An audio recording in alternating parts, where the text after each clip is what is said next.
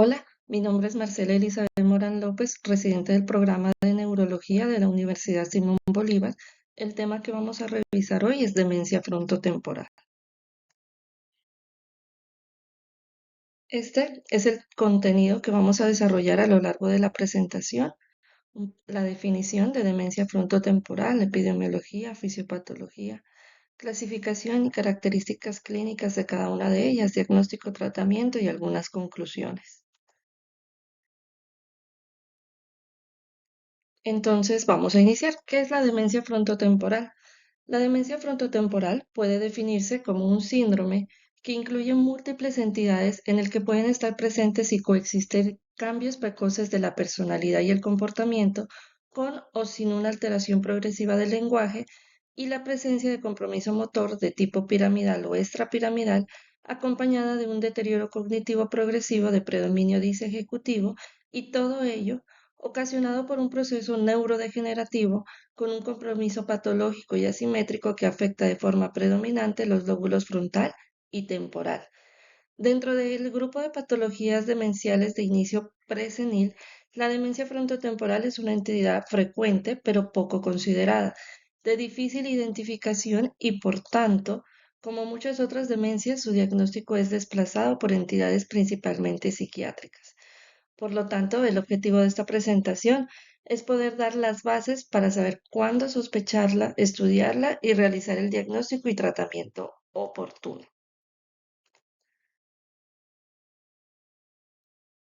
Hablando un poco de historia y de la evolución del concepto de demencia frontotemporal, tenemos que en 1982 Arnold Pick describió una correlación clínico-patológica de un paciente masculino con un compromiso grave de afasia y una atrofia focal asimétrica de los lóbulos frontal y temporal, esta con predominio del lado izquierdo, y en este punto por primera vez se planteó la posibilidad de un síndrome demencial ocasionado por un compromiso cortical focal y no una atrofia generalizada como se conocía hasta esta época.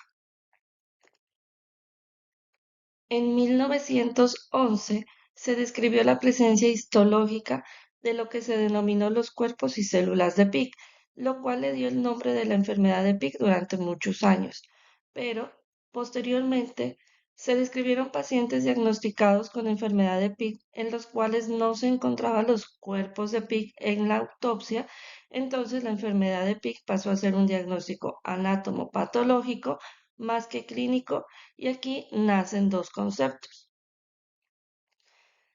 La demencia frontotemporal se refiere al grupo de síndromes clínicos caracterizados por cambios progresivos en el comportamiento, la función ejecutiva o el lenguaje y la degeneración lobar frontotemporal que hace referencia a las enfermedades neurodegenerativas subyacentes que causan estos síndromes clínicos y que están asociadas a disfunciones en la red frontotemporal debido a proteinopatías.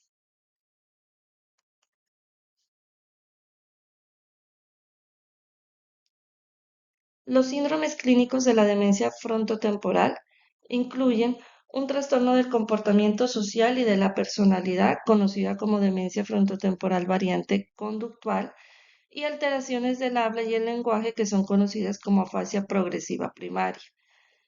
La demencia frontotemporal variante conductual y la afasia primaria progresiva pueden presentarse con o sin un trastorno motor acompañante que puede incluir trastornos motores extrapiramidales como la parálisis supranuclear progresiva, el síndrome córtico basal y trastornos motores piramidales como en la esclerosis lateral amiotrófica.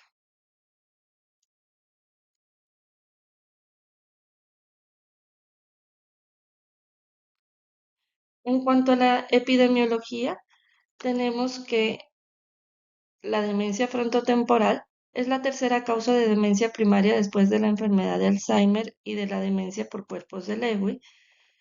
En relación con las causas secundarias, es la tercera en frecuencia después de la enfermedad de Alzheimer y de la demencia vascular. La prevalencia de esta es de 15 casos por cada 100.000 habitantes y el rango de edad de presentación está entre los 45 y los 64 años. No existe diferencia de género en cuanto a la afectación, tanto hombres y mujeres se ven afectados por igual.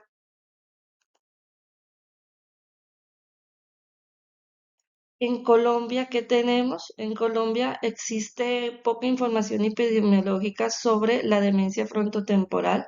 Los estudios nacionales y regionales generalmente incluyen el diagnóstico global de demencia, sin una distinción particular entre los subtipos de trastornos, desconociendo aún más la epidemiología de las entidades que conforman la demencia frontotemporal. Tenemos este estudio que incluyó 2.449 casos entre 1997 y el 2011, en donde se pudo observar que el 8.62% de los pacientes fue diagnosticado con demencia frontotemporal, el 51% eran hombres y el 49% mujeres, y el 40% eran menores de 60 años y el 7% de los casos se diagnosticó por encima de los 80 años.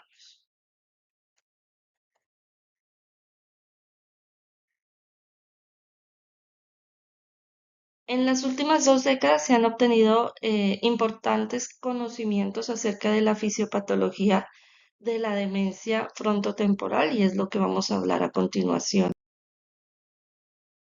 Iniciando la fisiopatología, es importante hablar de los factores genéticos que están implicados en la misma. Se ha podido identificar que las entidades de la demencia frontotemporal tienen un importante componente genético.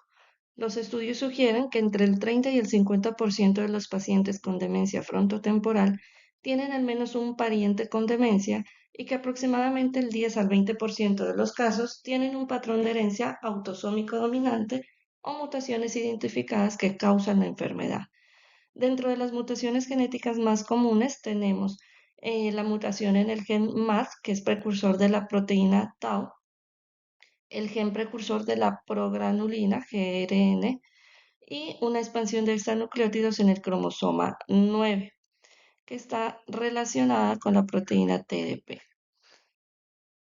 Entre los pacientes con demencia frontotemporal que aportan una mutación genética, más del 80% tienen una mutación en uno de estos 3 genes. Estas mutaciones contribuyen a la patogénesis de la demencia frontotemporal al alterar la homeostasis proteica y promover la acumulación de proteínas tóxicas.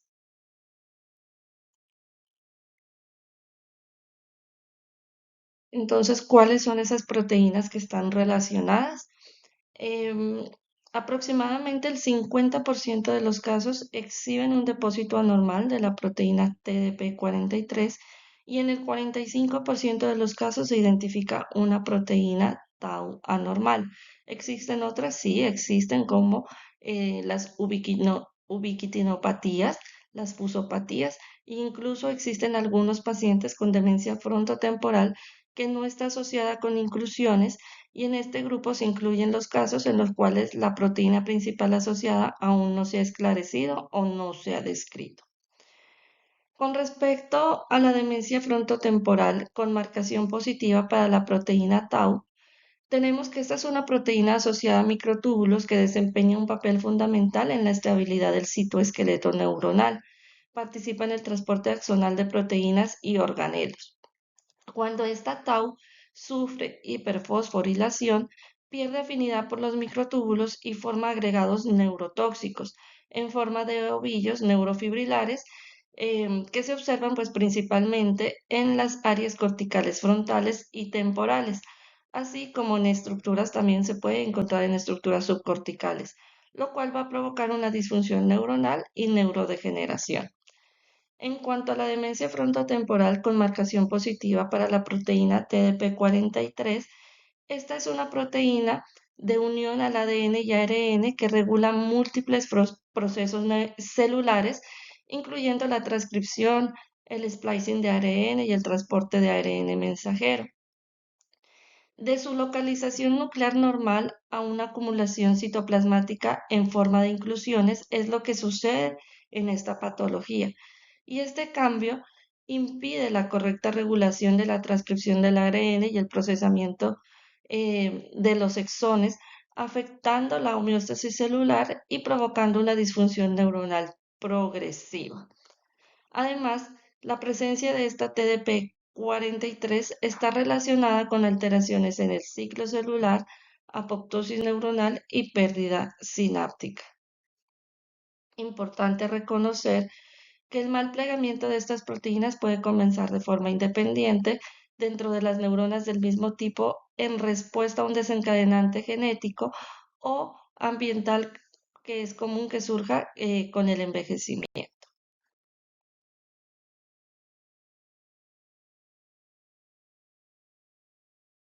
Teniendo en cuenta el proceso neurodegenerativo de la demencia frontotemporal, dentro de los cambios macroscópicos se caracteriza por atrofia de los lóbulos frontal y temporal, y dentro de los cambios microscópicos está marcado por gliosis, microvacuolaciones, inclusiones citoplasmáticas, alteraciones en los sistemas de neurotransmisores, especialmente en aquellos que están involucrados en la regulación del comportamiento y las emociones, como la dopamina, la serotonina y el glutamato. Todo esto ocasiona pues disfunción sináptica y muerte neuronal.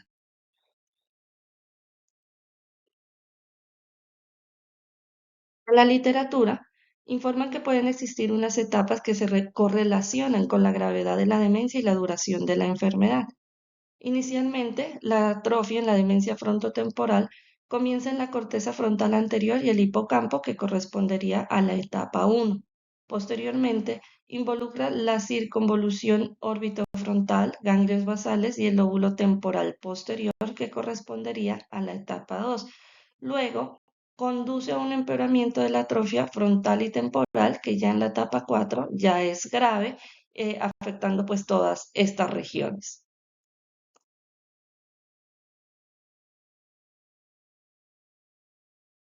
Teniendo en cuenta la localización neuroanatómica de esta patología, que está afectando principalmente el lóbulo frontal y temporal, donde existen áreas corticales como por ejemplo la corteza prefrontal, que es el centro neuroanatómico de las funciones ejecutivas, dentro de las cuales tenemos la corteza orbitofrontal, que es fundamental para el control inhibitorio y toma de decisiones, la corteza dorsolateral para la planificación, memoria de trabajo, abstracción, fluidez, la corteza cingulada anterior, que está vinculada con la iniciación, motivación.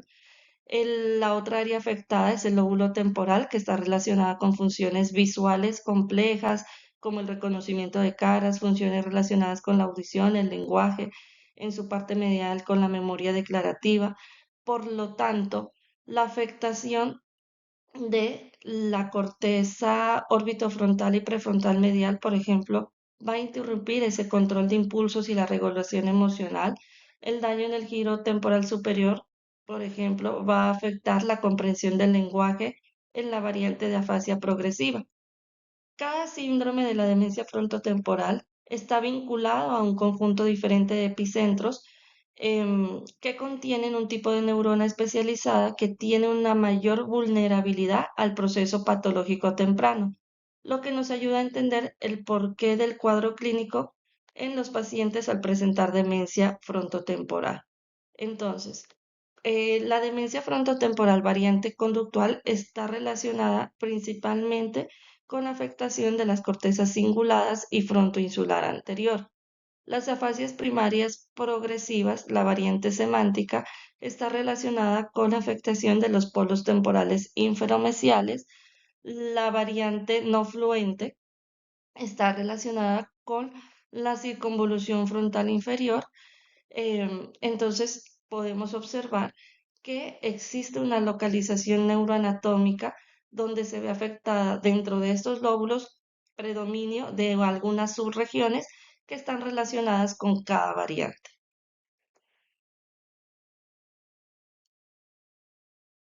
En el intento de clasificar las diferentes entidades que conforman este síndrome, se ha planteado su organización sobre la base de los conceptos nosológicos, clínicos y neuropatológicos, de tal forma que hoy en día se puede abordar el estudio de la demencia frontotemporal bajo tres enfoques. La clasificación del prototipo, la cual se basa en la proteína predominante, la clasificación por genotipo, la cual se basa en el gen determinante de la enfermedad, y la clasificación por fenotipo, la cual se basa en las características clínicas y es en la cual vamos a profundizar.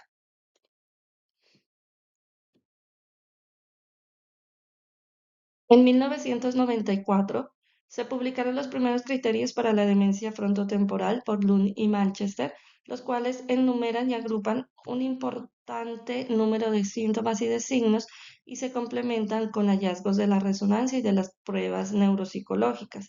Pero estos criterios fueron posteriormente redefinidos en consenso con el objetivo de mejorar el reconocimiento clínico de esta patología. Se incluyen entonces dentro de la demencia frontotemporal tres síndromes prototípicos, dentro de los cuales tenemos la variante conductual de la demencia frontotemporal y la afasia primaria progresiva, dentro de la cual encontramos la variante semántica o también conocida como variante fluente, la variante gramatical, que es también conocida como la variante no fluente, y la variante logopénica, que se asocia típicamente con la enfermedad de Alzheimer y generalmente no se incluye como uno de los tres síndromes clínicos de la demencia frontotemporal. A su vez, la demencia frontotemporal puede estar asociada con trastornos motores como por ejemplo el parkinsonismo.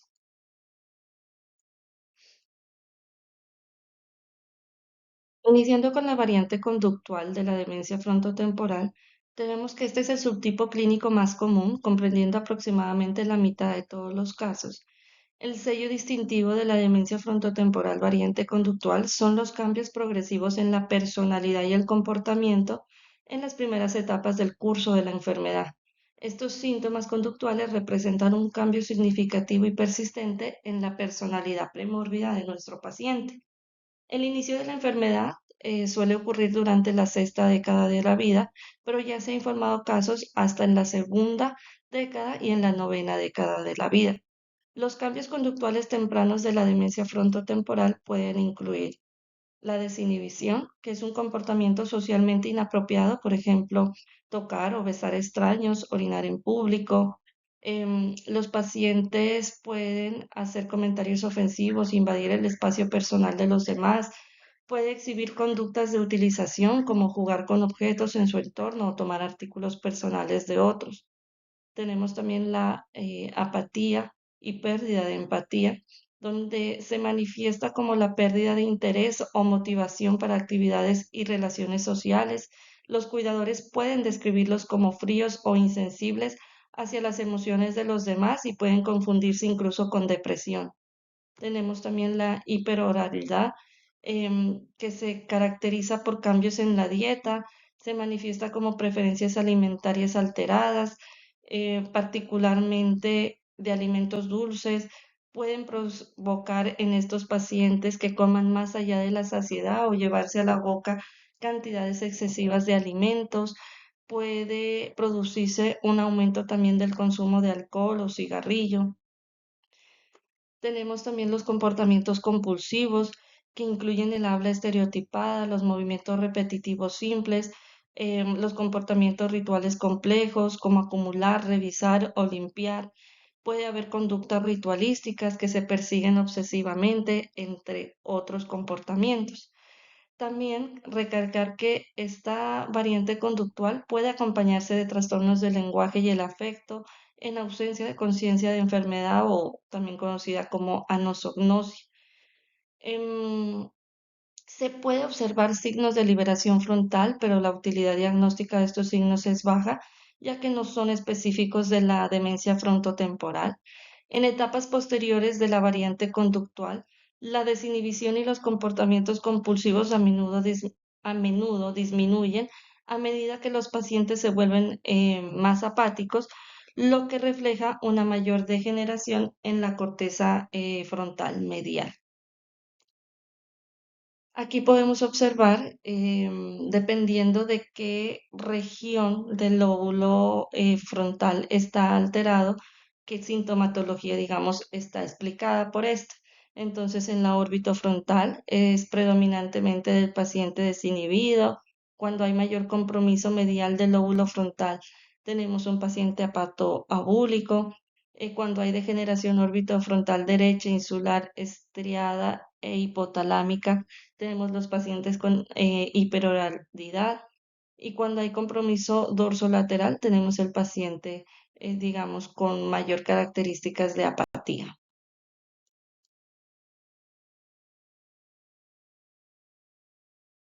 Entonces, en busca de una mayor sensibilidad diagnóstica y procurando mejorar la subjetividad de algunos criterios diagnósticos para la demencia frontotemporal variante conductual, surge la propuesta de criterios del Consenso Internacional de Rafsosky y colaboradores en el 2011. Entonces, ¿cuáles son los criterios que debe de cumplir nuestro paciente para decir que tiene una demencia frontotemporal variante conductual? Primero, que muestre un deterioro progresivo de la conducta o de la cognición mediante la observación o la historia clínica que puede ser proporcionada por una persona pues que esté bien informada del caso. ¿Cuándo vamos a decir que nuestro paciente tiene posiblemente una variante conductual de la demencia frontotemporal? Para esto, deben estar presentes tres de los siguientes síntomas conductuales y cognitivos que voy a nombrar a continuación, pero cabe aclarar que se requiere que estos síntomas sean persistentes o recurrentes en lugar de eventos únicos o aislados. Entonces, ¿cuáles son esos síntomas conductuales y cognitivos? La desinhibición conductual temprana, la apatía, la pérdida precoz de la empatía o simpatía, comportamiento de perseveración estereotipado, compulsivo o ritualístico, la hiperoralidad y cambios en la dieta. Y en cuanto al perfil neuropsicológico, déficit ejecutivo con relativa preservación de la memoria y de las funciones visoespaciales. Si tiene tres de los que acabé de mencionar, podríamos decir que nuestro paciente posiblemente tenga una variante conductual. ¿Cuándo vamos a decir que este diagnóstico es probable, que tiene probablemente una variante conductual de la demencia frontotemporal? Deben estar todos los siguientes síntomas de A a C y deben estar presentes pues para poder cumplir con el criterio de una probable demencia frontotemporal variante conductual. Entonces, A es que cumpla con los criterios para, para una posible variante de demencia frontotemporal.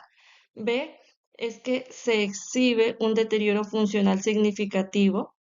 Y C, los resultados del análisis son considerados con variante conductual. ¿Y cuáles son esos resultados? Que haya una atrofia frontal o temporal anterior en resonancia magnético-tomografía o que haya una hipoperfusión o hipometabolismo frontal o temporal anterior en la tomografía por emisión de positrones. Entonces, si cumplen estos criterios, diremos que nuestro paciente tiene probablemente una variante conductual de la demencia frontotemporal. Y ya la variante de, o cuando decimos que definitivamente sí tiene una variante conductual, cuando cumple con los criterios para una posible o probable variante de demencia frontotemporal y cuando hay evidencia histopatológica de la demencia frontotemporal en biopsia o postmortem y si hay pues la presencia de una mutación patógena conocida. Generalmente ya a este diagnóstico definitivo no llegamos a lograr en nuestros pacientes porque se requiere biopsia y generalmente pues no llegamos a este paso.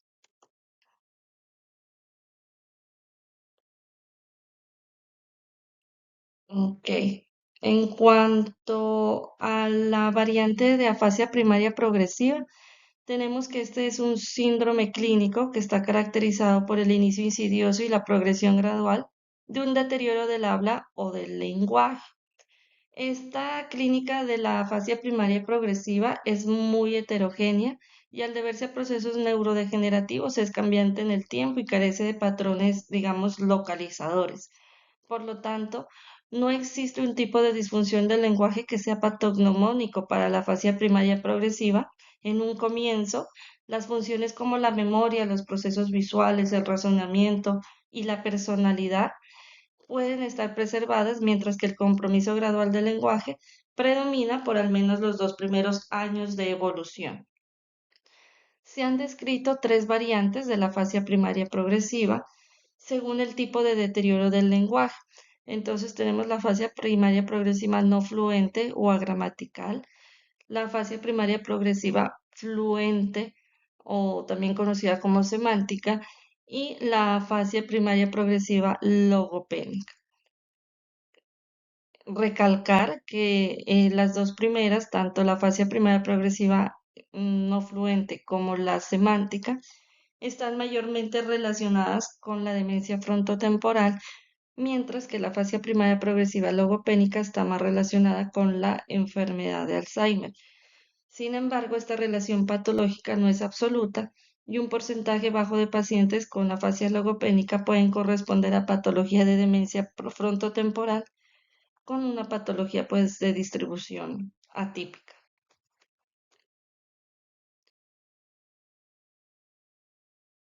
Ok, entonces vamos a iniciar con las variantes de la afasia primaria progresiva. Tenemos entonces la variante no fluente o agramatical.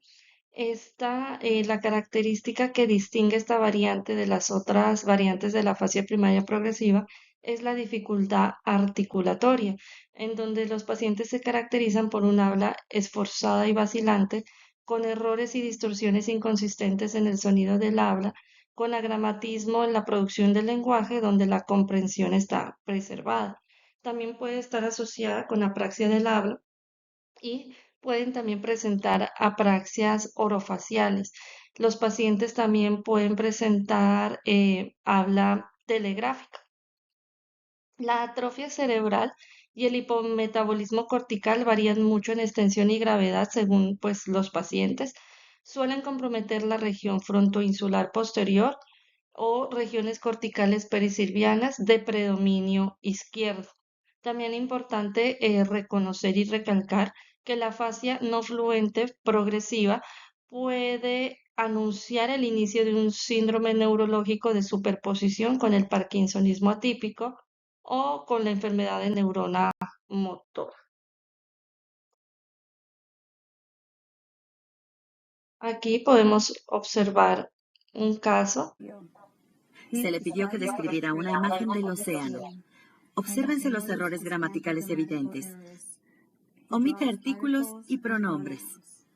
Su lenguaje es lento, requiere esfuerzo y concentración, aunque no presenta apraxia evidente del lenguaje.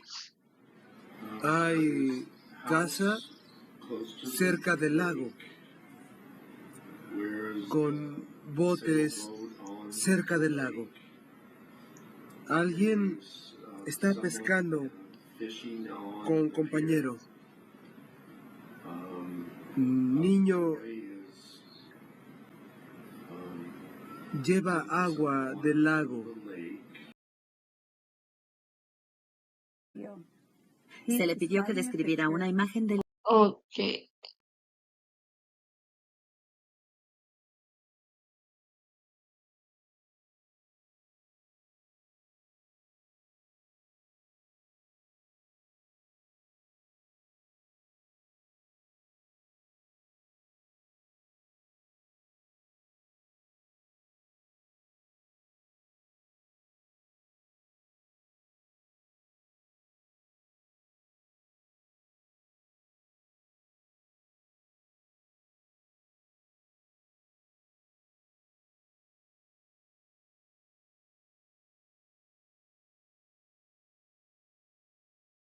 aquí vamos a observar Vamos a repetir un 3 segundo sonidos de caso. forma continua y tan rápido como usted pueda. Los sonidos son patacá, patacá, patacá. Paquera, paquera, paquera, paquera, paquera, paquera, paquera, paquera, paquera, pa... De acuerdo. Ahora quiero que diga estas palabras en 5 ocasiones. Artillería. Artillería, artillería, artillería, artillería, artillería. Ahora catástrofe. Catástrofe, catástrofe, catástrofe, catástrofe, catástrofe, catástrofe. Ok, Vamos a repetir 3 sonidos.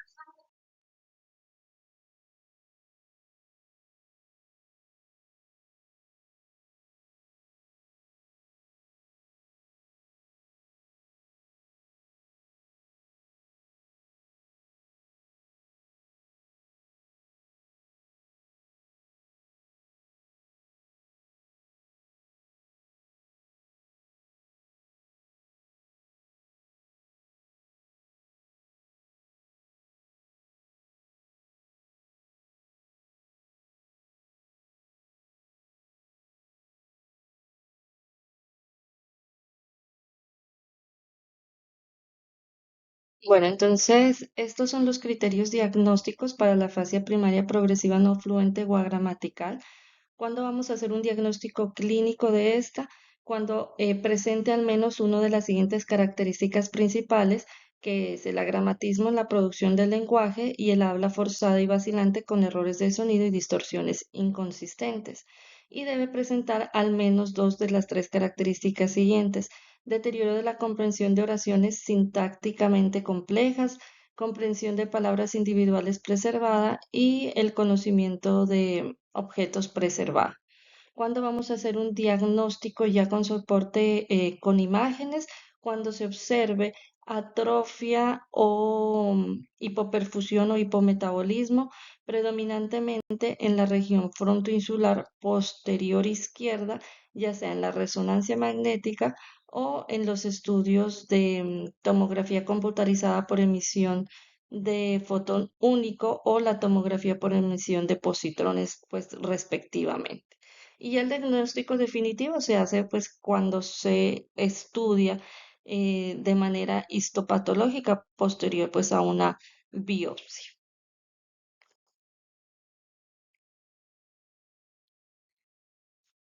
Pasando a la fascia primaria progresiva, semántica o fluente, esta se caracteriza porque la producción del lenguaje pues es fluente, sin vacilaciones, pero refleja una emisión con reducción de términos precisos. La comprensión no está preservada, hay alteración de la nominación, puede presentar estos pacientes neologismos o circunloquios, la repetición está conservada. Algo que es patognomónico de esta variante es que generalmente estos pacientes preguntan el significado de palabras que ya previamente eran conocidas. Puede haber prosopagnosia, agnosia visual. Importante también reconocer que en estos pacientes se puede resaltar la creatividad y los mecanismos por los cuales se exalta la creatividad no se conocen con exactitud, pero se piensa que la preservación de áreas parietales y la conservación de funciones visoespaciales se suman a la posibilidad de que el compromiso temporal izquierdo lleve a una liberación de las cualidades artísticas del hemisferio derecho. Otras características que pueden presentar estos pacientes es la dislexia superficial o la disgrafia. En cuanto a las características neuroanatómicas en la resonancia magnética, suele haber mayor predominio de afectación de la región temporal anteroinferior, predominantemente izquierda.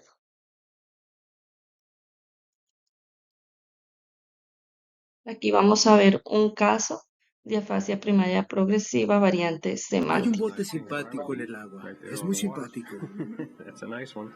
Y obviamente hay personas que parecen estar disfrutando. Viven ahí, al menos de forma transitoria. Probablemente no vivan ahí, pero en este momento están ahí. Y este muchacho y la niña se están divirtiendo juntos. Este video muestra la variante semántica conocida como demencia semántica en un paciente que describe una ilustración. Muestra cómo en este trastorno hay conservación del lenguaje. El habla es rápida, la porción motora del lenguaje está conservada al igual que los elementos gramaticales. El único problema es que al hablar de forma espontánea menciona palabras específicas que se refieren a objetos presentes en dicha ilustración. Ok. Hay un bote simpático en el agua.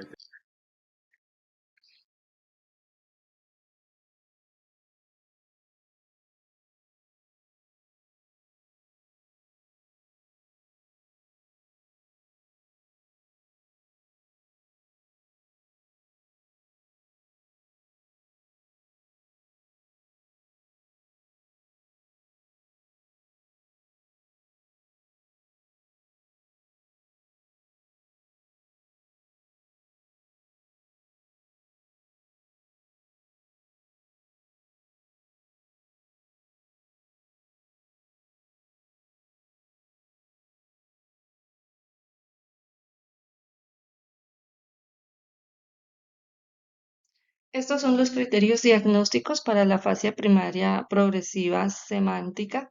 Cuando vamos a hacer un diagnóstico clínico, para esto deben estar presentes ambas características centrales, que la primera es dificultad en la denominación por confrontación y dificultad en la comprensión de palabras individuales. Además, deben estar presentes al menos tres de las siguientes características diagnósticas adicionales, que es el deterioro en el conocimiento de los objetos, especialmente para elementos de baja frecuencia o poca familiaridad. Segundo, la dislexia o disgrafia superficial, repetición preservada y puede haber producción del habla preservada, en donde la gramática y el habla motora está intacta. Y ya el diagnóstico con soporte imagenológico, pues cuando haya atrofia o hipoperfusión o hipometabolismo en la región del lóbulo temporal anterior.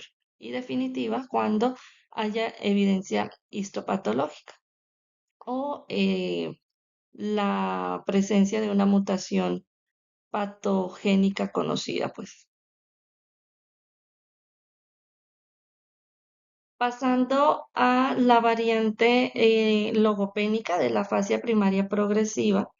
Ya previamente les había comentado que la mayoría de los casos tiene asociado eso una patología tipo Alzheimer confirmada y un porcentaje bajo de los pacientes cursa con patología de demencia frontotemporal. Por esta razón, varios autores consideran que la fascia primaria progresiva logopénica es más una variante de la enfermedad de Alzheimer. Las neuroimágenes muestran generalmente anormalidades en la unión temporoparietal izquierda, región temporal posterior, el giro, perdón, supramarginal y el giro angular. ¿Cuáles son los criterios clínicos para el diagnóstico de la variante logopénica? Debe cumplir los siguientes criterios centrales. Primero, el compromiso del recobro de palabras sencillas en el lenguaje espontáneo y la nominación. Y segundo, el compromiso de la repetición de oraciones y frases. Y debe tener al menos tres de los siguientes criterios que deben estar presentes. Primero, errores fonológicos en el lenguaje espontáneo y la nominación. Segundo, comprensión del significado de términos respetada y conocimiento de objetos. Debe haber expresión motora conservada y ausencia franca de agramatismo. Entonces, si presenta y cumple con estos criterios, podemos decir que nuestro paciente tiene una fascia primaria progresiva variante logopénica. Aquí vamos a ver un caso de afasia primaria progresiva con esta variante logopénica. El padre y la madre tienen un día de campo mientras su hijo está volando un cometa y Owen está jugando en el lago.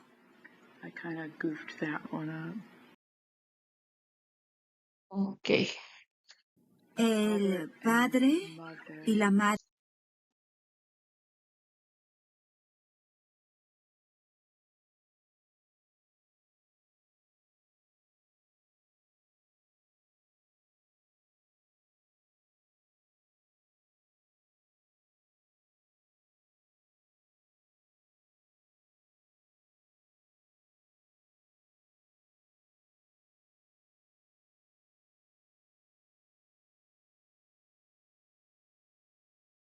este es otro caso de variante logopénica.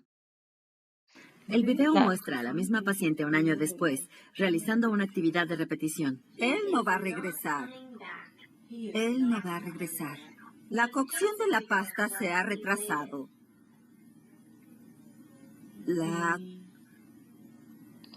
¿Qué es eso? Voy a repetir toda la frase. La cocción de la pasta se ha retrasado.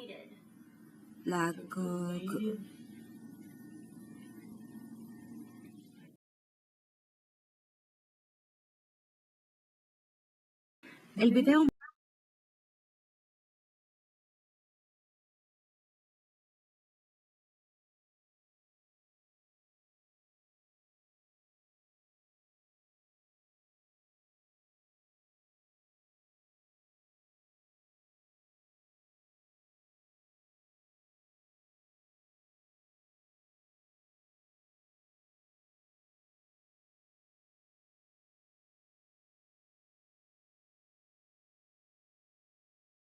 Ok, entonces ya hablamos de cada una de las variantes de afasia primaria progresiva y aquí tenemos un cuadro comparativo de estas tres, de la variante logopénica, de la variante semántica y de la variante agramatical, con sus características principales que nos permiten diferenciar una de la otra.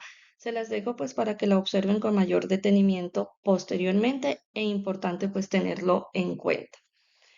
Sin embargo, podemos mirar que son, digamos, muchas características clínicas que debemos tener en cuenta y por esta razón Mesulam y Marshall y colaboradores han abogado por enfoques para el diagnóstico de la afasia primaria progresiva que economicen esfuerzos.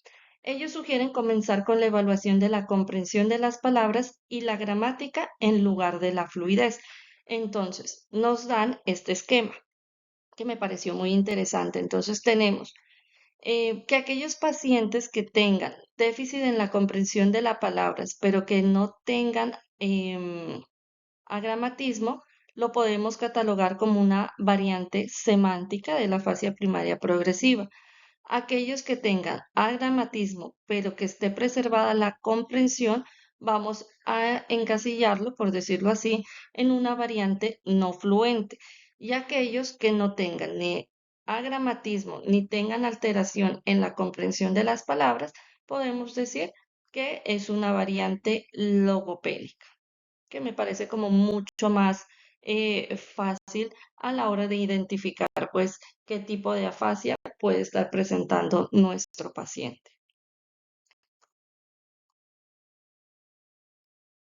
En cuanto a la evolución y sobreposición de las entidades de la degeneración frontotemporal, tenemos que las entidades agrupadas dentro del concepto de la demencia frontotemporal tienen como característica no solo su variabilidad, sino su inestabilidad diagnóstica debido a la progresión de los cambios neurodegenerativos a lo largo del proceso de la enfermedad.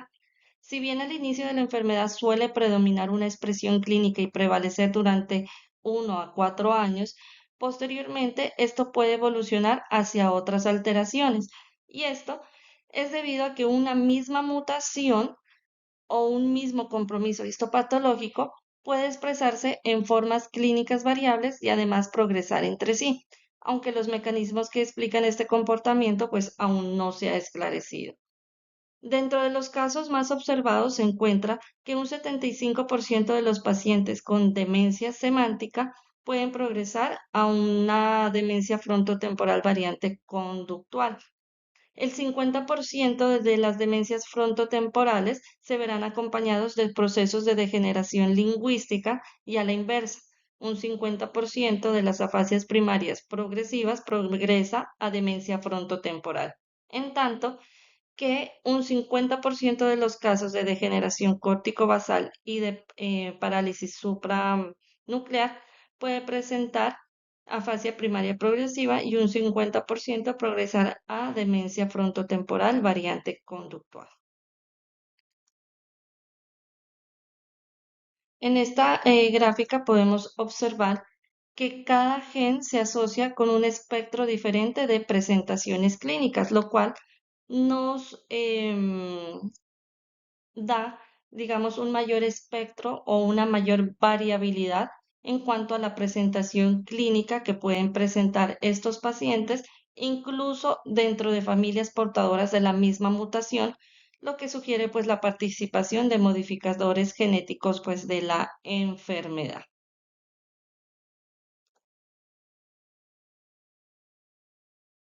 La mayoría de los pacientes con demencia frontotemporal no manifiestan características motoras prominentes al principio del curso de la enfermedad. Sin embargo, hay, digamos, algunos pacientes pueden presentar síndromes clínicos que se manifiesten con síntomas motores, además de los cognitivos y conductuales, que pueden ser causados por la patología de la degeneración lobar frontotemporal. Dentro de estos tenemos la ELA, el parkinsonismo, la degeneración córtico-basal y la parálisis supranuclear.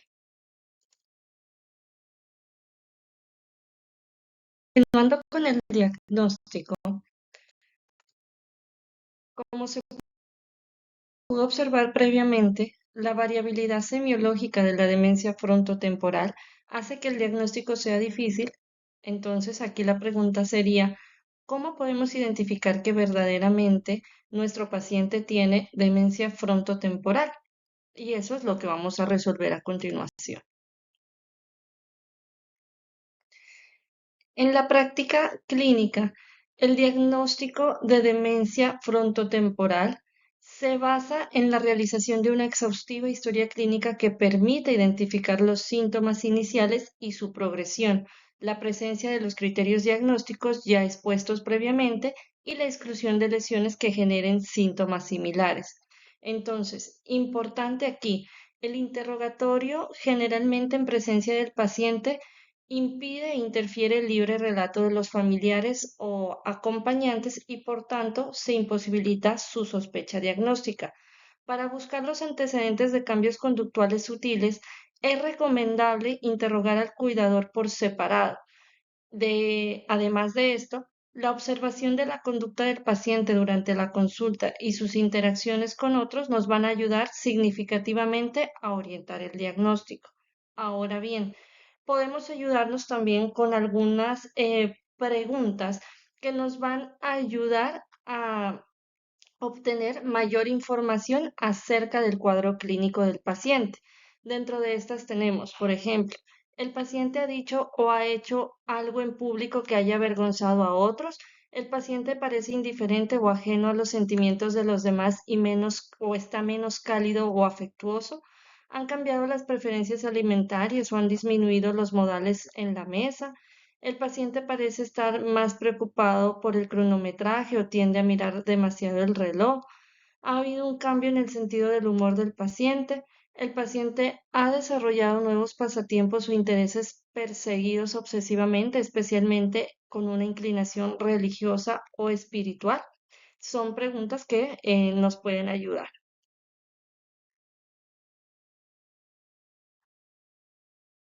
Teniendo en cuenta, en cuanto a la evaluación de las funciones ejecutivas, teniendo en cuenta que el centro neuroanatómico principal asociado con estas es la corteza prefrontal, un examen cognitivo en pacientes con sospecha de demencia frontotemporal puede ser de gran ayuda. Y aquí tenemos un esquema que resume detalladamente cómo podemos evaluar cada dominio cognitivo.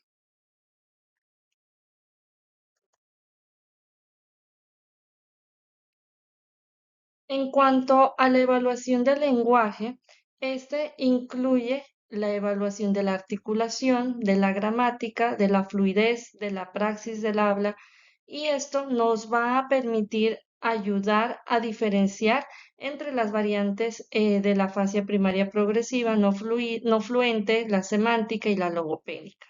Aquí tenemos un cuadro que nos resume las principales también características que se valoran en cuanto al lenguaje y cómo la vamos a encontrar en cada variante.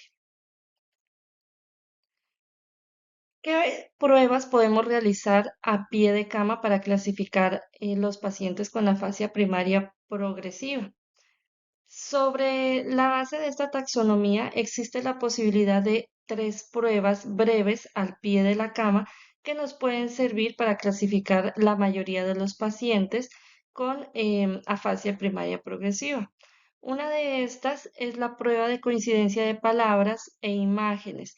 Esta nos va a permitir evaluar la capacidad del paciente para asociar palabras con imágenes correctamente. Detecta, por lo tanto, el deterioro en la comprensión del significado de las palabras, lo cual estaría asociado con una afasia primaria progresiva, la variante semántica. Otra prueba es la prueba del anagrama del noroeste, en donde se le dan al paciente tarjetas con palabras impresas que debe organizarlas para formar oraciones gramaticalmente correctas. De estar alterado, podemos hacer un diagnóstico o estar relacionado con una afasia primaria progresiva no fluente. Y por último, tenemos la prueba de repetición de palabras, frases y oraciones con ítems progresivamente más largos que nos van a permitir distinguir entre las 3 tipos de afasia primaria progresiva según las características que ya previamente habíamos mencionado.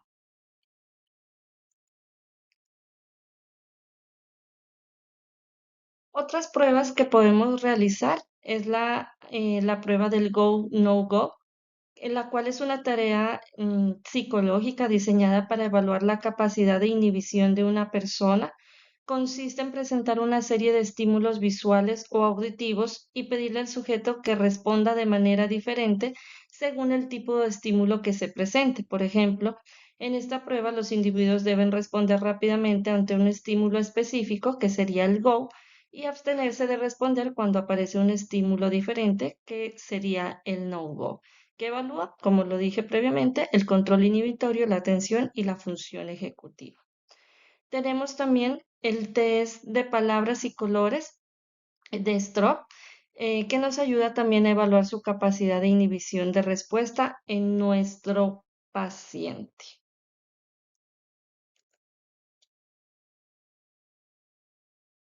Otra prueba que podemos utilizar es la secuencia simple del manual de Luria, que es una tarea realizada con base en la coordinación de la motricidad fina, la planeación, la secuenciación y la inhibición. ¿Cómo la vamos a evaluar? El examinador debe mostrar una secuencia manual en 2 ocasiones y el paciente debe de imitarla. Se pone su mano abierta con la palma hacia abajo, luego en forma de puño, seguido de extensión de los dedos. Inicialmente, el paciente lo puede realizar al tiempo con el examinador y después en forma espontánea, con la mano derecha y luego con la mano izquierda, o finalmente con ambas manos, esperándose que se conserve la secuencia mostrada, y si no lo hace, pues se considera anormal.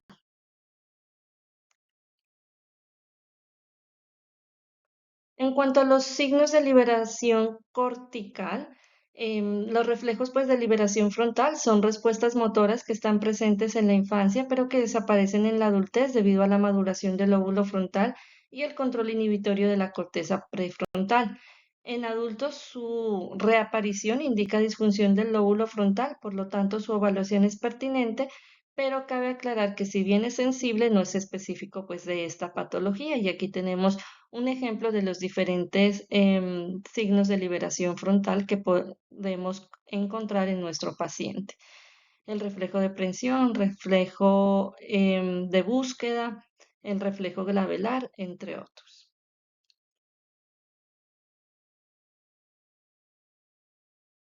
En cuanto a las pruebas neuropsicológicas, la evaluación pues, neurocognitiva puede revelar deficiencias de las funciones ejecutivas.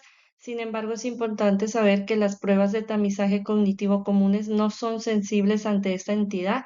Por ejemplo, el Mini-Mental o el MoCA pueden ser completamente normales o por mucho detectar algunas alteraciones disejecutivas muy leves que desde luego pues, son muy poco específicas.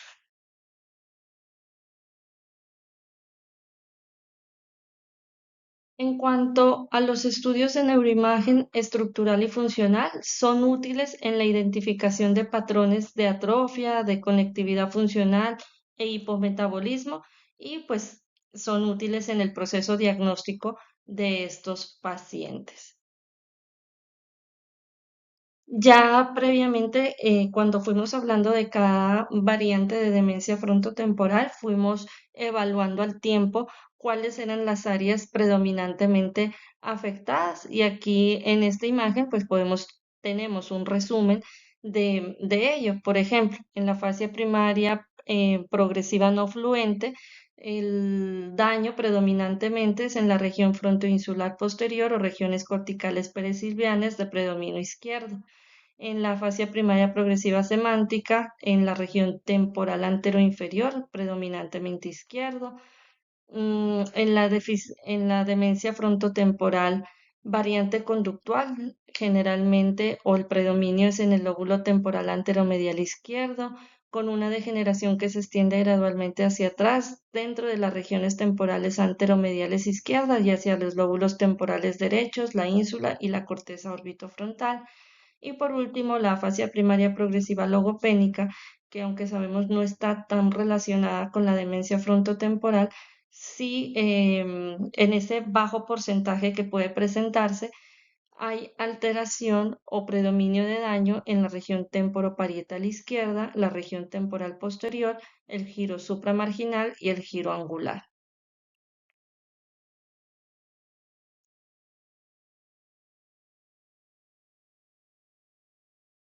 Bueno, aquí tenemos un ejemplo de neuroimagen. Esta es una resonancia magnética de una paciente de 66 años de edad con una fascia primaria progresiva, variante no fluente. Podemos observar en esta la atrofia de la ínsula y la región perisilviana y temporal izquierda.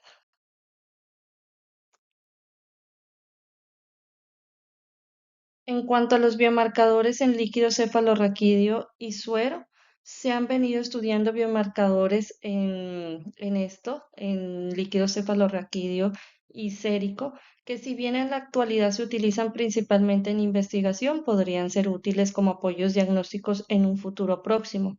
De manera rutinaria no son utilizados, como lo dije, para hacer el diagnóstico, pero los estudios muestran que algunos de ellos se correlacionan con algunas variantes de la enfermedad y con su severidad.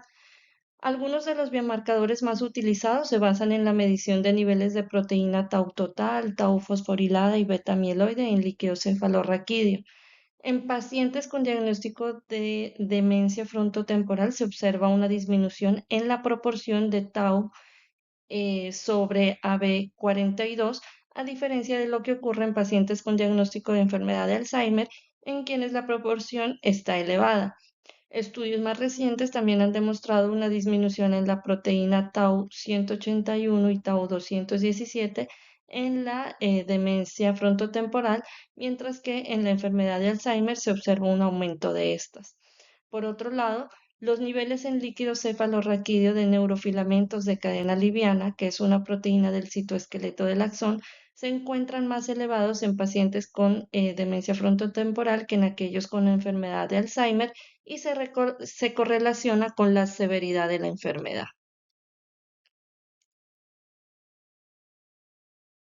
En cuanto a las pruebas genéticas, pues ya lo habíamos mencionado, en la demencia frontotemporal se observa un patrón de herencia autosómico dominante en las familias de aproximadamente el 10 al 25% de los pacientes. Un 40% adicional de los pacientes reportan antecedentes familiares de demencia o afecciones psiquiátricas, pero sin un patrón hereditario claro. Los antecedentes familiares, los resultados de los estudios patológicos, si están disponibles en el paciente o miembros de la familia, y el síndrome clínico puede guiar pues la idoneidad de las pruebas genéticas. Se recomienda pues la consulta de genética clínica en estos pacientes que se esté considerando realizar pruebas genéticas dadas las implicaciones de los resultados de las pruebas para los miembros de la familia y las incertidumbres sobre la penetrancia particularmente en ausencia de antecedentes pues familiares.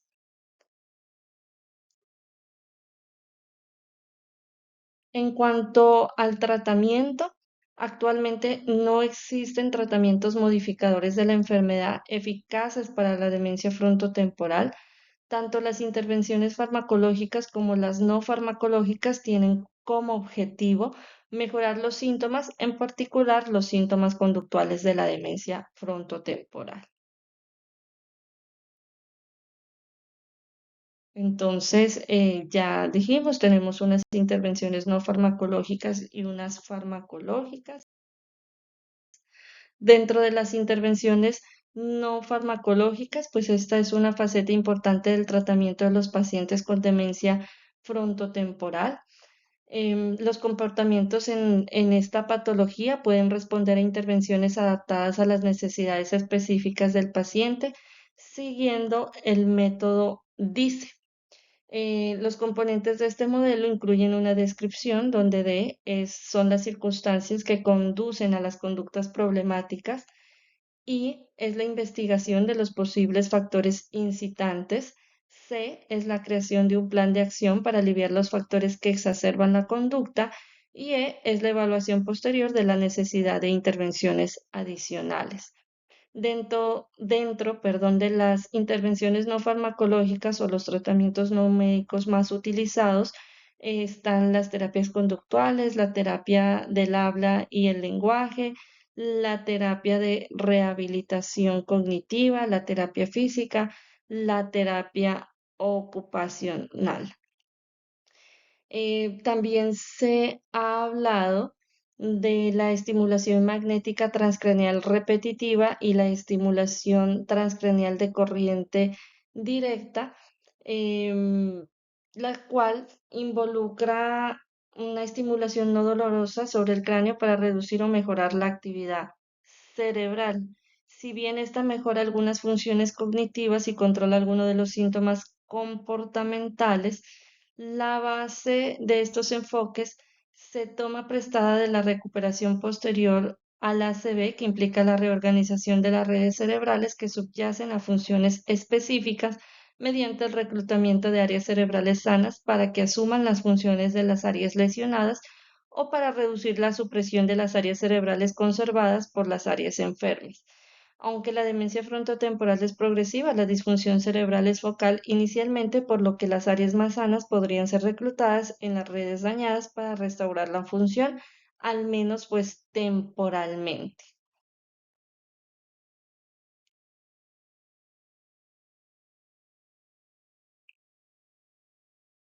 Continuando con el tratamiento farmacológico, como lo mencioné previamente, pues no hay tratamientos modificadores de la enfermedad aprobados por la FDA, pero se están llevando a cabo varios ensayos clínicos. La justificación de la utilización de este tratamiento farmacológico está basado en la fisiopatología, donde los neurotransmisores subyacentes de la sintomatología conductual apoyan pues la intervención farmacológica.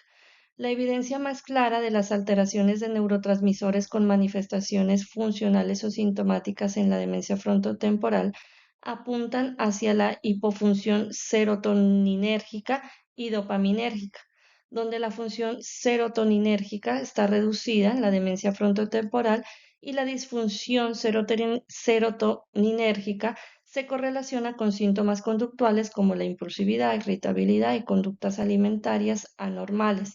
Por lo tanto, pues existe interés en el uso de agentes que aumenten la actividad de este neurotransmisor. Entonces tenemos los inhibidores de la recaptación de serotonina, entre ellos la sertralina, el citalopram y la paroxetina, importante en aquellos pacientes con cambios comportamentales o hiperoralidad. La trazodona también puede ser utilizada en aquellos pacientes con irritabilidad y agitación.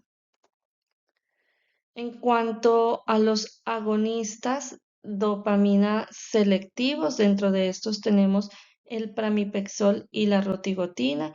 Puede ser utilizado en aquellos pacientes que presentan apatía. Sin embargo, dentro de sus efectos adversos está que empeoran el compromiso cognitivo. Entonces, hay que evaluar su uso de manera independiente, pues, para cada paciente. Tenemos los antipsicóticos atípicos, dentro de estos la quetiapina, que puede ser, digamos, utilizada o el medicamento de elección en pacientes con síntomas psicóticos asociados con parkinsonismo, teniendo en cuenta pues su baja afinidad por los receptores D2. En cuanto a los antipsicóticos como la risperidona, la olanzapina, pues dentro de estos los efectos adversos está los síntomas extrapiramidales, por lo tanto, pues su uso es cuestionado. En cuanto a la memantina, si bien podría ser utilizada en aquellos pacientes con demencia frontotemporal variante conductual, pues no, su uso no se ha confirmado en esta patología, pues en cuanto a su eficacia. Y en cuanto a los inhibidores de la colinesterasa, no se recomiendan en pacientes con demencia frontotemporal y pueden asociarse con un empeoramiento cognitivo y conductual.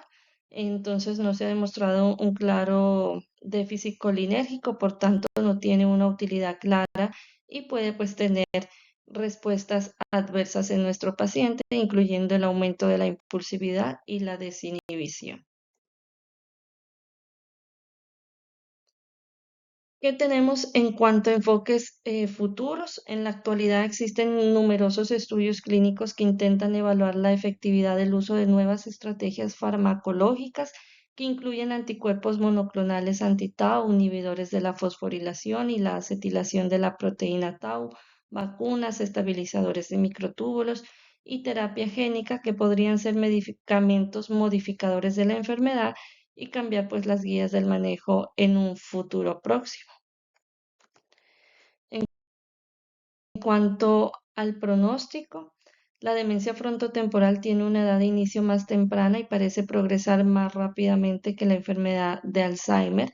La supervivencia desde el inicio de los síntomas es de aproximadamente 8 a 10 años y a menudo es más corta en los pacientes con la variante conductual de la demencia frontotemporal que en aquellos con afasia progresiva primaria. Los pacientes con demencia frontotemporal, variante conductual, y que están asociados con la enfermedad de la neurona motora tienen la duración más corta de la enfermedad de aproximadamente 2 años, pues también a tener en cuenta. Estas son algunas conclusiones de esta presentación. La demencia frontotemporal es una entidad frecuente dentro del grupo de patologías demenciales de inicio presenil. El diagnóstico temprano y la intervención multidisciplinaria son clave para mejorar la calidad de vida de los pacientes y sus familias, y aunque actualmente no existen tratamientos que detengan la progresión de la enfermedad, el manejo adecuado puede aliviar algunos síntomas y ofrecer un enfoque más personalizado, pues, en el tratamiento de nuestros pacientes. Bueno, eso es todo por hoy en cuanto a demencia frontotemporal. Espero haya sido de su agrado. Muchas gracias.